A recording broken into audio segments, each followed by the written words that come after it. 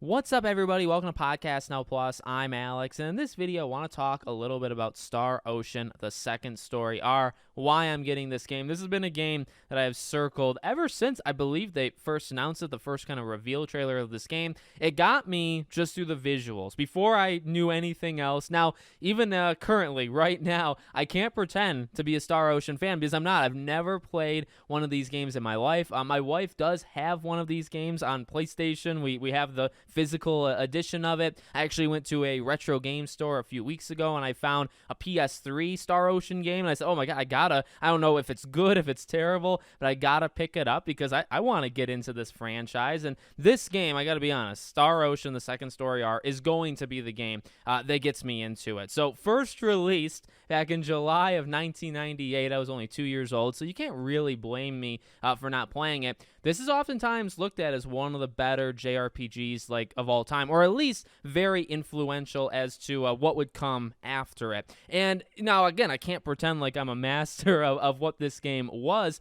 In fact, I think I've seen more of it in terms of what it looks like now than what it looked like back in the day, and it looks incredible. Now, as I said, the first thing you see, well, it has to be the visuals, right? Before you start to learn about the game, it's just what you see visually, and I think this game has an incredibly clever and just cool art style. I love the movement. I like how the characters look mixed in with the background, like the actual map or the open world, you could call it, right? I love how that looks. I love how when the characters pop out, right, when they're kind of bigger and they have their dialogue boxes and you choose the dialogue. I think that art style, or just actually the visuals there, it looks really, really cool. So just on a simple, eye candy kind of level, this game stood out to me immediately, and I said, okay, I'm kind of into it. Also, JRPG, from a personal standpoint, which is what these videos are anyway, from a personal standpoint, JRPGs are kind of a weak spot for me. I'm into them. I'm willing to give them a chance, I guess. I should probably say that. I'm into many, many, many games in all kinds of genres, including JRPGs, but they tend to be some of the weaker, again, gaps in my knowledge. I've never played Chrono Trigger. Final Fantasy really started at 15 or 7's Remake. I'm not a big, late 90s, early, or just 90s maybe in general, or early 2000. I'm not really well versed in those games. So for Star Ocean, I think the visuals got me in, but it's okay, let me give this game a try, because all I hear is, number one, how good it is. Again, number two, I guess, how influential. But number three, I have looked up, I like to look up sometimes the franchises ranked, especially when I know very little about the franchise, right? Final Fantasy being one. Okay, let's see where people put all the Final Fantasy games in a ranking. Everybody I've seen, at least, let's put it that way, has put Star Ocean, the second story, the 98 version, in first place. This is the best Star Ocean game. So, like I said, when I got that PS3, whatever game that was, I don't even remember its name, but the cover of it looks really cool, and I said I need to get this physically.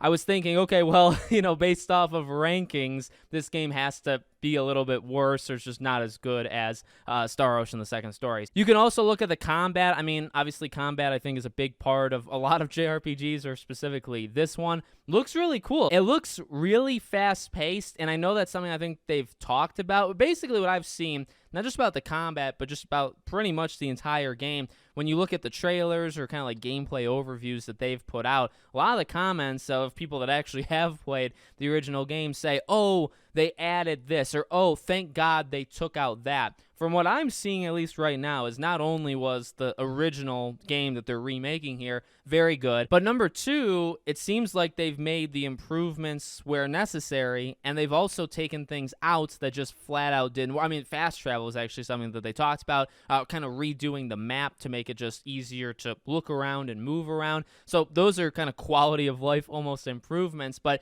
even from the comments, again, more of the diehards, more of the people that, they grew up with this game, they played this game 10 times, right? Even they're saying same thing. The improvements they're adding, fantastic. Oh, they took away this, they took away that. That's fantastic. That's expected when you're remaking it, is to kind of remove those weaker spots. So this is a game I'm really excited about. And I guess final thing I would say about it, most games that I cover, and again, this is more of a personal thing, most games that I cover, most games that I know about or see, well, I just said it, I know about them. So oftentimes you're not going in with like a very clean slate. When I think of a game like Sea of Stars, which I still haven't played, but I'm going to, all I know about that game is how good it is. Like, that's all I've heard. I haven't really seen too much on the game. So I feel like I can go into that with almost an open mind, which I never 1000% have. When I goes into like Spider-Man 2, obviously I've seen so much, I've talked about it so much. But when I go into like a Star Ocean, or I guess Alan Wake, maybe the same thing.